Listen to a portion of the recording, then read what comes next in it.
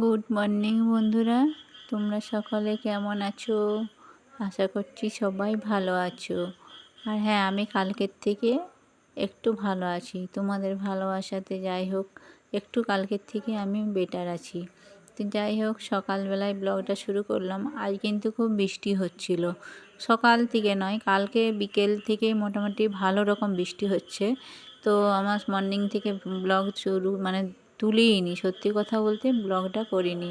তাই আমার যেই ফুলের গাছটা আমি সব দিনই তোমাদের দেখাই, তো এই ফুলগুলো আগের দিনের ভিডিও করা ছিল, তো সেইটাই তোমাদের দেখালাম, দিয়ে ব্লগটা শুরু করলাম। আর দেখো, এই সকালবেলাতে মুড়ি খাওয়ার জন্য এত বৃষ্টি হচ্ছে, তো সেই জন্য আর বাইরে কিছু আনতে যাওয়া হলো না। তো ওই জন্য একটু বেসন বড়া করবো বলে সব কিছু কেটে নিয়েছিলাম, যে আলু, পেঁয়াজ আর পটল। তো যাই হোক, আমার একটু কথা বলতে প্রবলেম হচ্ছে, একটু তোমরা অ্যাডজাস্ট করে নিও। আর হ্যাঁ বন্ধুরা, তোমরা যদি আমার ব্লগটা কোথাও একটু ভালো লেগে থাকে তাহলে একটি লাইক দিয়ে কমেন্ট করে আমার পাশে থেকো। আর সকল বন্ধুদের আমার তরফ থেকে অনেক অনেক শুভেচ্ছা, অভিনন্দন। কারণ তোমাদের ভালোবাসা পেয়ে আমি কিন্তু সত্যি অনেকটা ভালো আছি। তোমাদের ভালোবাসার ঠাকুরের কাছে তোমরা অনেকে বলেছো, অনেক বোনেরা আমাকে বলেছো যে ভালো ডাক্তার দেখাতে। তোমাদেরকে আমি অনেক অনেক ধন্যবাদ দেবো। সত্যি তোমরা যে আমাকে এতটা ভালোবাসো আমার জানা ছিল না। তো আজকে দেখো, বৃষ্টির ওয়েদার বলে একটু খিচুড়ি বানাবো। আর এই যে সবজিগুলো কেটে নিয়েছি, আর চাল ডাল তো দেখলেই তোমরা, যে চাল ডালটা রেখেছি, আর একেবারে খিচুড়িটা বসিয়ে দিচ্ছি। বিশেষ কিছু রান্না করব না, একটু খিচুড়ি করব, আর একটু ডিম ভাজা, পটল ভাজা আর পাঁপড় ভাজা, এই তিনটাই মেনু হবে। আর ওই যে বড়াগুলো ভাজলাম তার থেকে কিছু রয়েছে, তো ওই দিয়েই আজকে চালিয়ে নেব। কারণ কি বলো তো, শরীরটা তো অতটা ভালো নেই। যাই হোক, একটু কালকের থেকে ভালো আছি ঠিক কথা, কিন্তু অল্পের মধ্যেই রান্নাটা করে নিচ্ছি। আর এদিকে দেখো, আমার ছেলে এসেছে রান্নাঘরে পাঁপড় ভাজতে আর ডিম ভাজতে।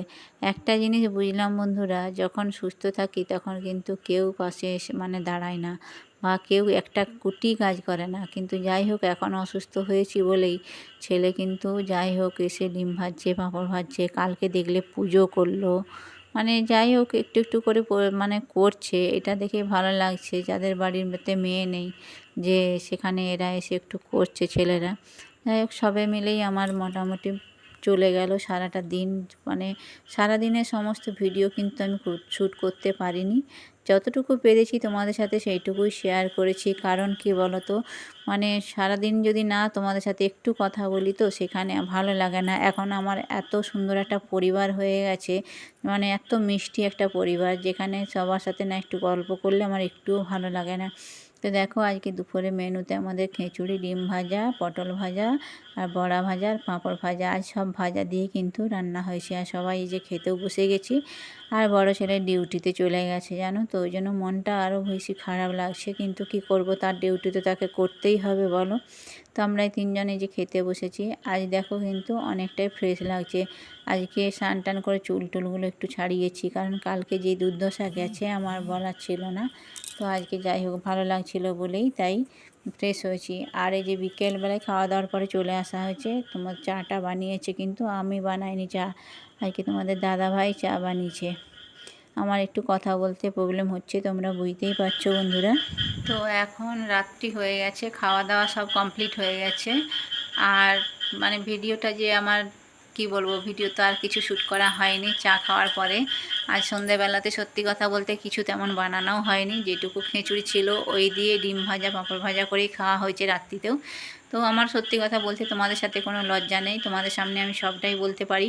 আমি যেইভাবে লাইফস্টাইল করেছি, যেদিন যেমন যায় সেদিন সেইভাবেই আমি তোমাদের কাছে তুলে ধরি। তো তোমরা আমার সাথে থেকো, এইভাবেই আমার পাশে থেকো।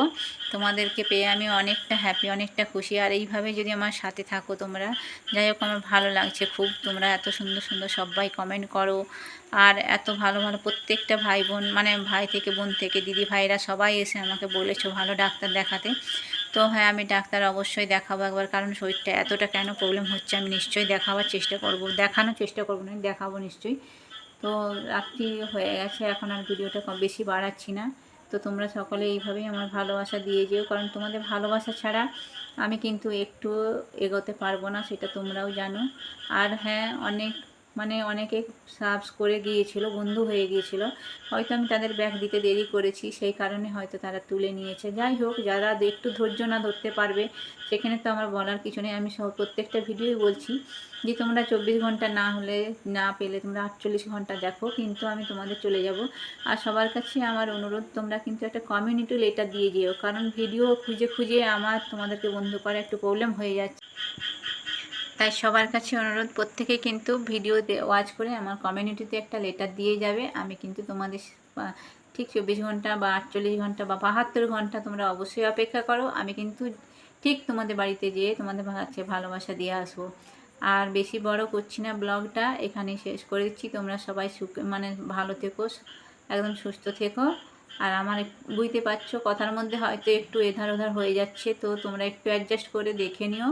আর সবাইকে আমার তরফ থেকে অনেক অনেক ভালোবাসা, অনেক অনেক শুভেচ্ছা, আমার অন্তর থেকে তোমাদেরকে ভালোবাসা জানাই। আর তোমরা ঠাকুরের কাছে এটা প্রে করো যাতে আমি সুস্থ হয়ে যাই, আবারও বলছি। আর সাথে এটাই বলছি যাতে আমি সুস্থ হয়ে সবার সাথে মানে একদম হাত পায়ে হাত মিলিয়ে আমি যে উদ্দেশ্যে আমি নেমেছি এই চ্যানেলেতে, মানে চ্যানেলতে ইউটিউবে একটা কি বলবো, যে পরিবারে এসেছি, যে আমি তাতে যেন সাকসেস হতে পারি। তো তোমরা একটু পে করো, শুধু এইটুকুই আমার বলা। চলো বন্ধুরা, আজকে আর বেশি বড় করছি না। হ্যাঁ, হয়তো কিছু উল্টাপাল্টা বলা হয়ে যাচ্ছে, কথার মধ্যে ঠিক মানে সংযত থাকছে না, আমি নিজেও বুঝতে পারছি। তো তোমরা সবাই একটু আমাকে ক্ষমা করে দিও। এইভাবেই আমি যখন ঠিকঠাক হব ঠিকঠাকভাবে হয়তো ব্লগ দিতে পারবো। এখন যেইভাবে যতটুকু দিতে পারছি সেইটুকুই তোমরা আমার কাছ থেকে নাও। বাস, আজকের মতো টাটা, এখানেই শুভরাত্রি। তোমরা সকলে ভালো থেকো, সুস্থ থেকো। কাল আবার একটা নতুন ব্লগের সাথে দেখা হবে।